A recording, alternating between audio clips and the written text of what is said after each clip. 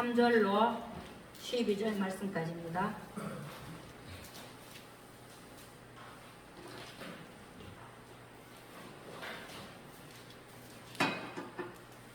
다 찾으신 줄로 알고 교독으로 아버지 앞에 올려드리겠습니다. 2절입니다. 회가 기란 여아림에 들어간 날부터 20년 동안 아니요 교독합니다. 오래 있은지라 이스라엘 온 족속이 여호와를 사모하니라.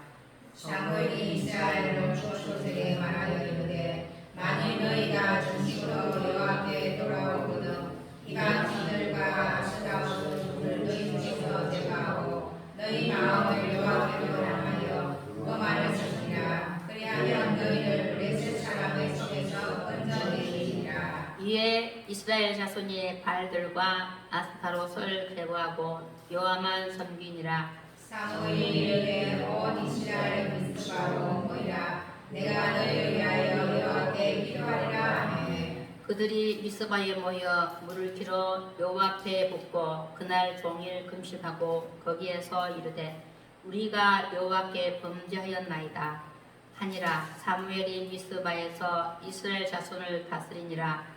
이스라엘 자손이 미스바에 모인 다음을 블레셋 사람들이 듣고 그들의 방백들이 이스라엘을 치러 돌아오니라.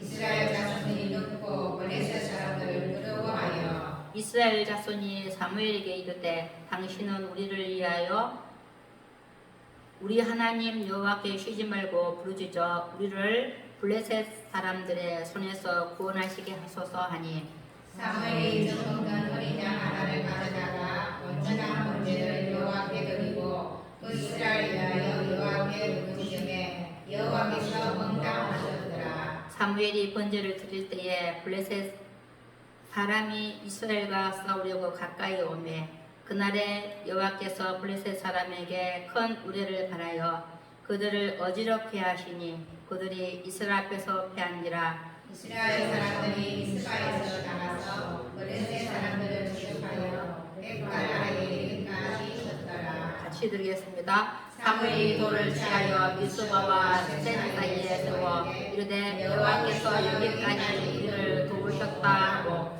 그 이름을 에베네셀이라 하니라. 아멘. 오늘은 지난 주일에 이어서 한나와 사무엘에 대해서 말씀을 통하여 은혜 받고자 합니다. 한나와 엘가나 가정은 온 집이 여호와께 매년제와 서원제를 드리러 실로에 올라갑니다.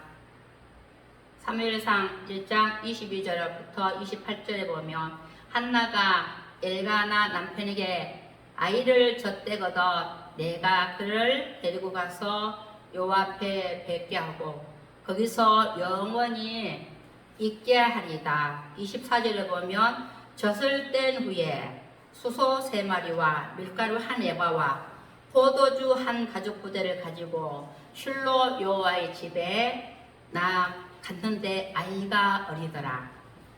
한나가 이르되 내 주여 당신의 사심으로 맹세하오니 나는 여기서 매주 당신 곁에 서서 여호와께 기도하던 여자라. 이 아이를 기도하였더니 내가 구하여 기도한 바를 여호와께서 허락하십니다. 허락하신지라. 28절에 보면 그러므로 나도 그를 여호와께 드리되 그의 평생을 여호와께 드리나이다. 젖대기를 기다렸다가 성전에 데리고 왔습니다. 하나님의 자녀를 하나님께 돌려드리겠습니다. 한나는 서원했던 기도 제목을 약속을 지키십니다. 기도에서 아들을 낳았다는 사실보다 더 중요한 것은 주신 아들이 내 것이 아니다. 하나님의 것이다. 사실을 인정하는 것입니다. 한나의 믿음의 고백은 자녀는 하나님의 것이요. 두 번째, 자녀는 하나님의 선물이요. 세 번째는 하나님의 상급입니다. 또 네 번째는 하나님의 주신 기업입니다. 그리고 다섯 번째는 태열매입니다. 우리는 하나님의 상급을 받은 자는 그것을 통해 기뻐하며 감사할 뿐이라 했습니다.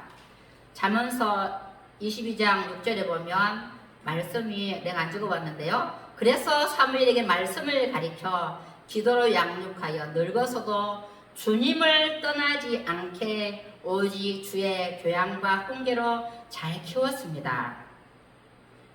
모세 어머니 요게벳처럼 모세를 히브리인으로 키워서 모세가 바로의 공주의 아들이라 칭함을 받기를 거절했습니다.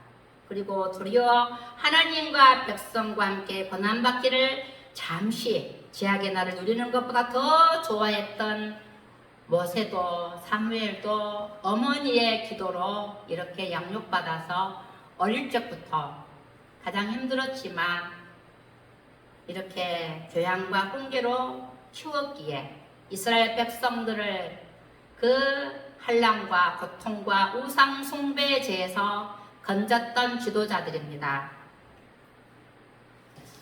사무엘이나 모세는 어머니의 기도로 어릴 적부터 자기를 깨끗이 하여 귀 쓰는 그릇이 되어 주님의 쓰심에 합당하게 모든 선한 일에 준비함이 되었습니다. 한나의 기도로 사무엘은 하나님을 잘 섬기는 경건한 자녀로 자라지만 엘리의 아들들은 타락하여서 제사를 무시하며 하나님을 대적하는 우상 숭배자가 됩니다. 사무엘상 2장 29절에 보면 엘리 가정의 자녀 교육이 실패한 것이 나옵니다. 너희는 어찌하여 내가 내 처소에서 명령한 내 재물과 예물을 밟으며 내 아들들을 나보다 더 중히 여겨 내 백성 이스라엘이 드리는 가장 좋은 것으로 너희들을 살찌게 하느냐. 엘리는 나이가 그 당시 98세라 했습니다. 매우 늙었더니 두 아들이 어린 시절부터 말씀 교육을 안 받았기 때문에 아비의 말을 듣지 아니했다 했습니다.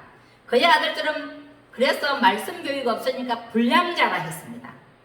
여호와를 알지 못하는 다음 세대가 아니라 다른 세대로 변해 있었습니다. 여호와를 섬기는 제사의식을 주관하는 엘리 제사장의 가정이지만 제사장의 가정에서 오히려 여호와께서 제정하신 제사의식을 멸시하는 행위를 행해서 하나님은 그 아들을 죽이기로 뜻을 정하십니다. 또 한 가지 죄는 해망문에서 수종드는 여인들과 동침하는 죄를 지었습니다. 그러나 그 죄를 지은 것을 엘리는 들었습니다. 그러나 징계도 하지 않고 야단치면서 엘리 제사장은 그만둡니다.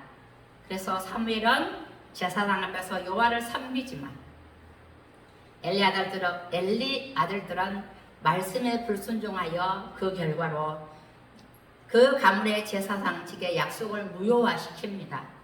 그리고 가문이 몰락하게 만드는 장본인이 엘리야도 그렇지만 엘리야 아들 때문에 가정이 몰락하게 됩니다. 디모데후서 2장 21절에 보면 그러므로 누구든지 이런 것에서 자기를 깨끗하게 하면 귀 쓰는 그릇이 되어 주인의 쓰심에 합당하며 모든 선한 일에 준비함이 되리라. 사무엘상 2장 12절부터 17절은 찾아서 같이 읽겠습니다. 2장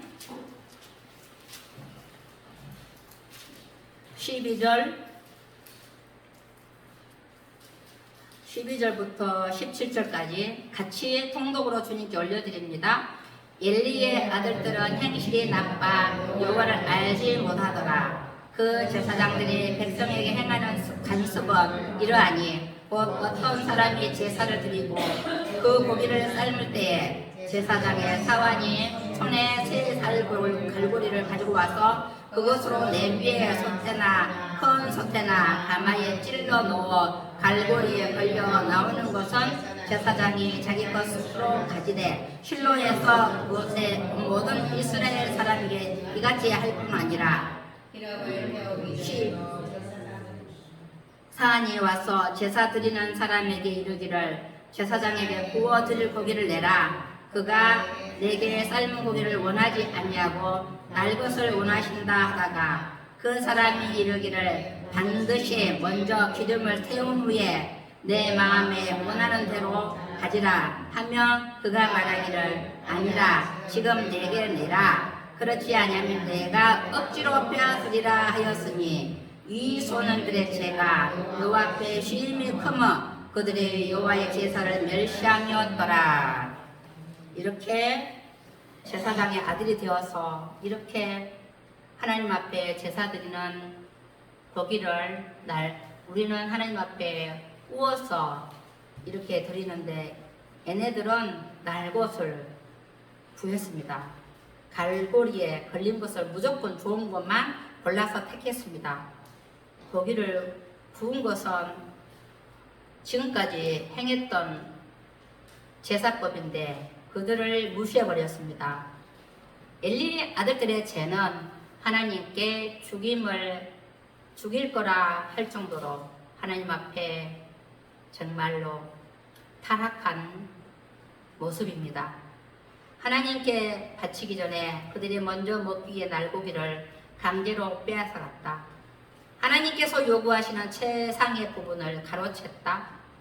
암울한 시대 하나님의 제사를 무시하는 자의 전형적인 죄악의 모습입니다. 아벨처럼 정성을 다해 헌신하는 자세를 하나님은 원하시는데 하나님께서는 예물 자체가 중요한 것이 아니라 드리는 자가 얼마나 헌신되게 드리는 것에 대해서 그거를 몸과 마음과 뜻과 목숨을 들여서 아버지 앞에 드리는 그 자세를 주님은 기뻐하신다 했습니다. 시편 51편부터 16절에 17절에 보면 순전하고 상한 심령으로 가장 좋은 것을 여호와께서 드리는 자세가 주님이 가장 기뻐하신다 하셨습니다. 엘리의 아들들의 무례하고 패역한 행위는 제 막중함에 비롯된 것입니다. 엘리의 아들들은 하나님의 종으로서 소임을 다하지 못하고 백성들을 인도해야 할 사명을 받은 종교 지도자들이었기 때문에 그들의 죄는 하나님을 대적했고 신성 모독죄를 지었기에 그에 대한 형벌은 피할 수 없게 됩니다.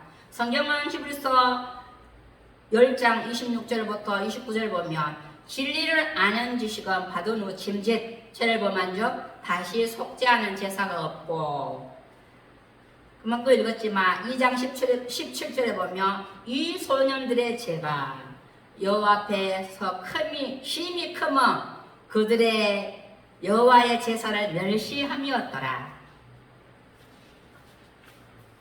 엘리 제사상에 우상 숭배 4가지가 나옵니다.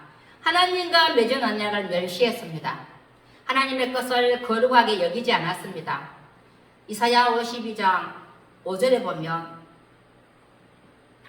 나의 이름을 항상 종일토록 더럽혔다 했습니다. 하나님의 말씀을 정멸히 여겼다 했습니다. 하나님보다 죄를 더 좋아했던 엘리 제사장의 가정이었습니다. 그래서 이사야 1장 4절에 보면 여호와를 버리고 이스라엘의 거룩하신 일을 만홀히 여겨 멀리하고 물러갔도다. 우리가 알아야 할 것은 엘리 가문은 이스라엘의 제사장 가문이요 믿음의 명문 가문이었습니다. 그 명문 가문이 하루아침에 멸망한 이유는 엘리의 가정, 잘못된 가정교육 때문이었습니다. 엘리 제사장은 자녀 교육에 무관심했고 자녀를 하나님보다 더 귀중히 여겼습니다. 자녀들은 하나님을 멸시했고 하나님의 말씀에 경고를 했는데 무시했으며 하나님 말씀에 순종하지 않았습니다. 기독교적인 바른 교육이 가정을 건강하게 세워가는 길이고 나라가 사는 길입니다. 부모 세대의 신앙의 본은 참으로 중요합니다. 겸손과 사랑으로 우리 가정을 섬기고 말씀으로 양육하여 자녀들이 잘못된 길을 걸으면 징계할 줄 알아야 합니다. 하나님께서는 하나님의 선지자 사무엘을 부르십니다. 사무엘을 부르신 목적이 있습니다. 하나님 자신을 알리시기 위해서 불렀습니다. 사무엘의 구원뿐 아니라 사무엘을 선지자로 세우기 위해서 불렀습니다. 그리고 나서 엘리 가정에 내릴 저주의 원인과 그 저주의 실행을 사무엘에게 알립니다. 사무엘상 3장 12절 14절 보면 그 목적은 이스라엘 전체를 위한 것이며 하나님의 영광을 위한 것입니다. 사무엘은 어릴 때부터 엘리 제사장 앞에서 키워서 때가 되매 선지자로 부르십니다. 어린 시절부터 언급된 인물은 사무엘과 모세입니다. 금방도 읽었습니다. 모세는 남아 말살 정책 때 이 땅에 태어나서 이스라엘 백성들을 이끄는 지도자가 되었습니다. 40년 엘리 제사장의 제사장 경력은 40년이라 했습니다. 엘리 제사장은 어느 정도로 말씀도 희귀하고 이상도 안 들리는 그런 시대, 암울한 시대입니다. 엘리 제사장은 제사장으로서 율법학자라 했습니다. 율법학자로서 사무엘을 키운 제사장입니다. 그런데 하나님이 눈에 안 보인대요. 자녀들의 죄된 허물도 안 보이고 민족이 처한 어려움도 안 보였다 했습니다. 또 엘리는 성령 해방자를 지어서 재물이나 예물로도 영령의 속함을 얻지 못한다 말씀하셨습니다. 엘리 집에 내린 저주 원인은 자녀들과 악하고 게으른 엘리제 때문입니다. 3상 2장 31절부터 34절 노인이 없다 했습니다. 이스라엘에게 복 주실 때 환난을 본다 했습니다. 두 아들이 한날에 죽는다 했습니다. 엘리 제사장의 가정에 출산하는 모든 자가 젊어서 죽는다 그렇게 말씀하셨습니다. 블레셋 전쟁 때 패배했습니다. 블레셋과 에베네셀 전쟁 때 죽임을 당한 군사는 4,000명이라 했습니다. 이스라엘 백성들은 언약궤를 부적처럼 여겼습니다. 원수들의 손에서 건져 주실 거라 믿었습니다. 그리고 언약궤를 앞에만 있으면 승리할 줄을 믿었습니다.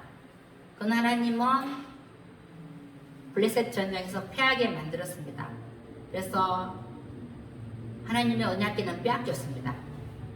엘리와 홈리의 두 아들은 죽임을 당했습니다.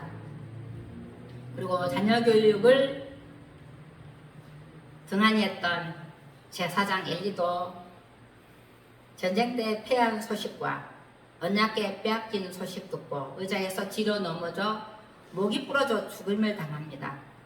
이스라엘 사사된 지 40년이라 했습니다. 또 한 가지는 비누아스 아내가 해산 때 하나님 언약궤 빼앗긴 것과 시아버지와 남편 소식 듣고 영광이 이스라엘에게서 떠났다 하고 아기 이름을 이가봇이라 이름을 지으면서 죽었습니다. 그래서 그 가문이 관리를 맡았던 언약궤를 빼앗긴 죄, 이 같은 하나님의 심판은 단순히 엘리 가문에 대한 심판일 뿐 아니라 폐역한 이스라엘에 대한 엄중한 심판이기도 합니다. 이런 악을 행한 엘리 가문의 몰락과 엘리 가문을 제거하실 계획을 세우고 하나님께서는 사무엘을 등장시키십니다. 사무엘은 이스라엘 백성들에게 이방신과 아스다롯을 버리고 아버지 앞에 돌아오라고 명령을 합니다. 제거하는 일을 시작을 합니다. 사무엘을 통해서 새로운 질서가 세계가 열립니다. 이스라엘 백성들이 영적으로 타락하고 어두운 시대에 영적으로 병든 상태이요 감각이 없는 이스라엘 백성들의 죄를 뽑기 위해 먼저 그들 속에 파고든 이방신과 아스다롯을 제하도록 했습니다. 이스라엘이 음란하게 섬기는 대표적인 이방신이 바알과 아스다롯입니다.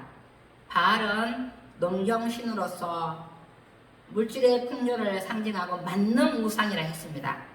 아스다롯은 바알의 부인이며 성적 매혹에 가득한 여신 케라를 상징하는 아스다롯이었습니다. 그래서 어느 정도 이스라엘 백성들이 바알과 아스다롯에 젖어 있게 살았다는 것을 알 수가 있습니다. 이스라엘은 겉으로는 하나님을 섬기면서 마음속으로는 물질과 쾌락의 신을 섬겼습니다. 하나님과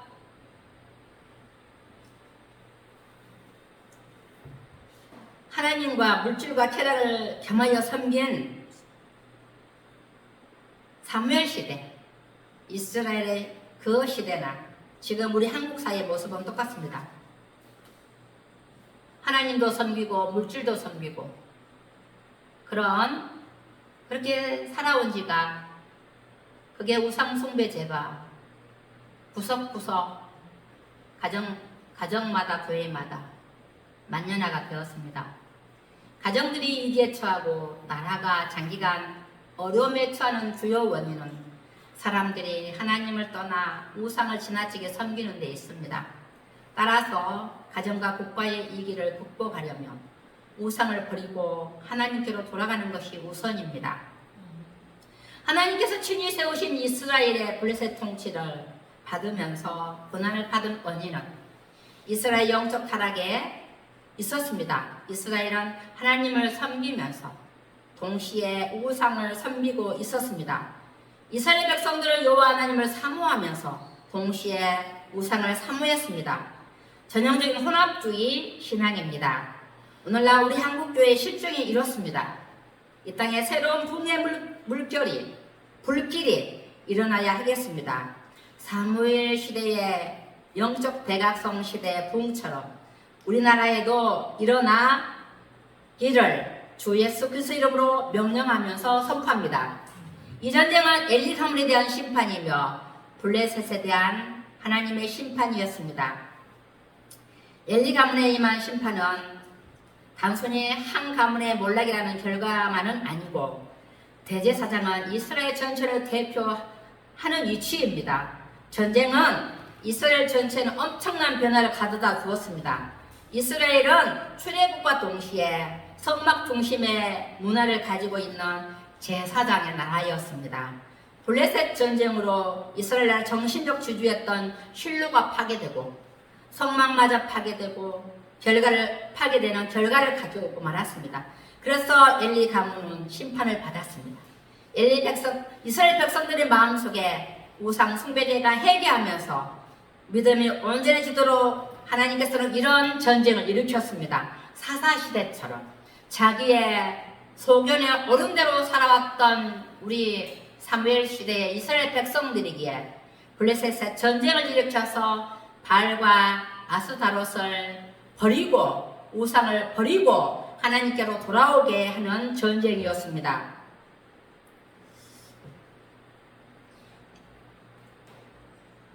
은밀한 죄, 우리에게도 은밀한 죄가 있습니다. 남모른 죄. 회개하지 않고서는 하나님의 도우심을 바라는 것은 헛된 일임을 보여주십니다.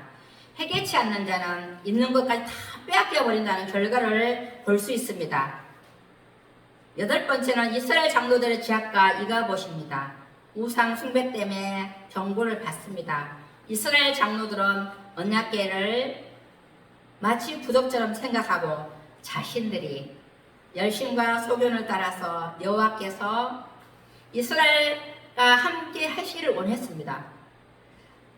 4장 22절에 보면 하나님의 궤를 빼앗겼으므로 영광이 이스라엘에서 떠났다 하였습니다. 이스라엘의 영광이 하나님의 임재가 나타난 것은 언약궤가 상징이었습니다. 언약궤가 이방인에게 빼앗긴 것은 하나님께서 이스라엘을 떠나심으로 완전히 버림받은 증거로 인식되었습니다. 사무엘상 4장 1절부터 10절을 보면 엘리 가문의 몰락과 이스라엘의 패전에 나옵니다. 이방인들의 그릇된 신개념, 조각한 신상을 숭배했습니다. 우리는 어떤 모양일지라도 조각하거나 만들어서 특별한 의미를 부여하지 말아야 합니다. 전부 다 우상이기 때문에 하나님의 정벌 대상은 이렇게 조각한 신상을 만든 것이 징벌의 대상이 됩니다. 하늘에 있는 것이나 땅에 있는 것이나 혹은 땅 아래 물속에 있는 어떤 것의 형상이든지 만들거나 그것에서 경배하는 행위는 우상 숭배이다.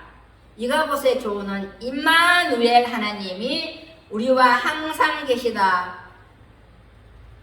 의복을 잃지 말아야 합니다. 그래서 이가봇은 하나님의 영광이 이스라엘 나라에서 떠났다. 하나님께 뜻을 묻지 않고 제멋대로 행동했던 이스라엘 백성들이었습니다. 엘리였습니다. 홈리와 비누아스였습니다. 하나님의 관계가 끊어졌다고 보면 되겠습니다. 걔네들은 하나님도 섬기면서 바알과 아스라롯을 같이 섬겼습니다. 하나님의 뜻을 묻지 않고 제멋대로 행동했기 때문에 상징적인 임재와 영적인 실체를 이해 못한 것이었습니다. 하나님은 유일하신 참되신 하나님이십니다. 이스라엘이 빼앗긴 여호와의 언약궤는 블레셋 진영 안에 있는 다곤 신당에 가니까 다곤 신상이 목이 부러져서 무너지고 아스다스로 가니까 그 아스돗 가드는 독종으로 치고 그래서 블레셋은 살아계신 여호와 하나님께 돌이키고 그를 섬기고 그런 믿고 섬기고 하기보다는 자신들의 힘과 힘 겨룰 수 없다. 그래서 도로 이스라엘을 돌려보냅니다. 살아계신 하나님의 능력을 보고도 자신들의 하나님으로 여기지 못하고 자신들을 죽이는 신으로 여기고 오히려 배척을 했습니다. 우상과 함께 섬길 수 없는 하나님입니다. 다곤신과 아스돗 가드 모든 신은 사람이 만든 조각품입니다. 오직 여호와는 참 하나님이시오. 사시는 하나님이시오. 우상이 아니다. 살아계시고 능력 있는 분이다. 창조주 하나님, 구원자 하나님입니다. 그러나 그들은 평생을 그렇게 살았기 때문에 하나님은 안 믿었고 알고는 있었지요. 저 신이 애굽을 쳤던 신이라고. 아침에도 아는 것과 믿는 것 다르다 했습니다. 그래서 우리는 우상 숭배자들을 향한 하나님의 심판은 왜? 창조주 하나님과 구원자 하나님을 믿지 않았기 때문에 하나님은 심판하십니다. 우리에게는 복을 주시지만 우상 섬기는 결과는 심판하십니다. 심판하신 이유와 방법은 하나님께서는 블레셋의 교만과 어리석음을 바라고자 그들에게 독종으로 사람을 죽게 하셨습니다. 그 대적을 물리쳐서 길이 욕되게 하셨습니다. 하나님을 대적했던 결말입니다. 출애굽기 11장 5절에 보면 애굽 땅에 있는 것에 처음 난 장자 모든 가축까지 죽게 하신 전능하신 하나님이 그들에게도 그 손길이 임할 때 모든 것이 죽었습니다. 이스라엘로 돌아오는 언약궤입니다.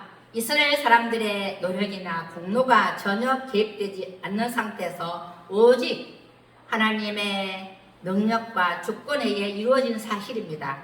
성도는 복음과 함께 고난을 받습니다.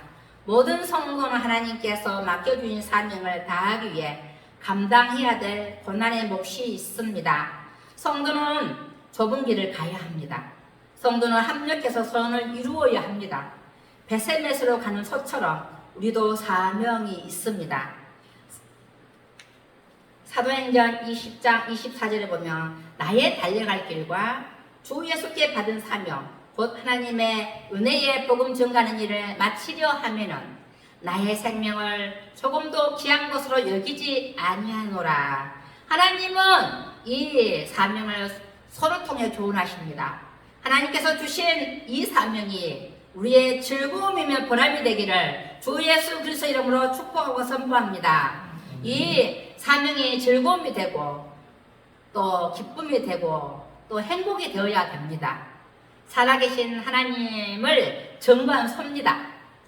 방백들은 소가 베세메스를 향하여 블레셋 지경을 출발하자 방백들은 어떻게 마음 졸이면서 이 재앙이 하나님께로 왔는지 우연인지를 판가름했습니다. 그런데 소는 좌로나 우로나 치우치지 않고 베세메스로 향하여 돌진했습니다. 그래서 도착하자 그들은 이렇게 소리쳤습니다. 이스라엘의 믿는 만군의 여호와는 살아계시구나. 우리의 다윗이는 아무것도 아니구나. 헛것이구나. 그래서 블레셋 사람들은 하나님을 찬양했습니다. 사무엘 헌신되어진 모습은 예수 그리스도를 예표합니다. 미스바 대성입니다. 사무엘은 겸손과 사랑으로 하나님으로부터 부음을 받은 자로서 전국을 순회하면서 여호와의 말씀을 백성들에게 가르치면서 사무엘은 하나님 가르쳤습니다. 사무엘은 말씀의 사람이요 기도의 사람입니다. 말씀을 듣는 영혼들이 살아났습니다. 변화되었습니다. 회개가 일어났습니다. 말씀에 사로잡혀서 백성들이 회개하면서 울었습니다. 그래서 영적 눈을 뜨게 됩니다. 그리고 마지막에는 기도의 능력을 알게 됩니다. 3장 12절부터 23절에 보면 나는 너희를 위하여 기도하기를 쉬는 죄를 여호와 앞에 결단코 범치 아니하노라. 사무엘은 백성들 앞에서 이렇게 하나님 앞에 마음을 전했습니다. 사무엘은 말씀과 기도로 이스라엘의 부흥을 시켰습니다. 진정한 부흥은 민족을 회복시키고 교회를 회복시키고 또 가정들을 회복시킵니다.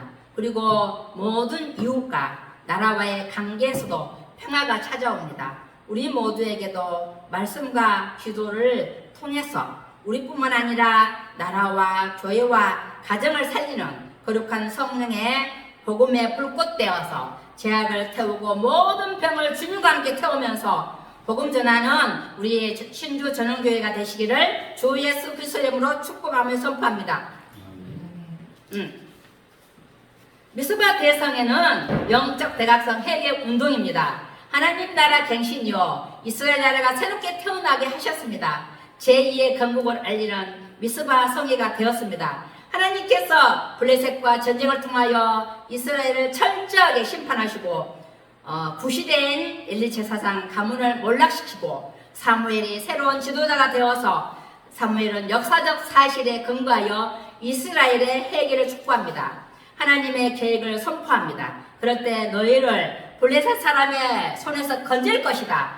회개하고 돌아오면 모든 것을 평화롭게 나라가 다시 재정립될 거라.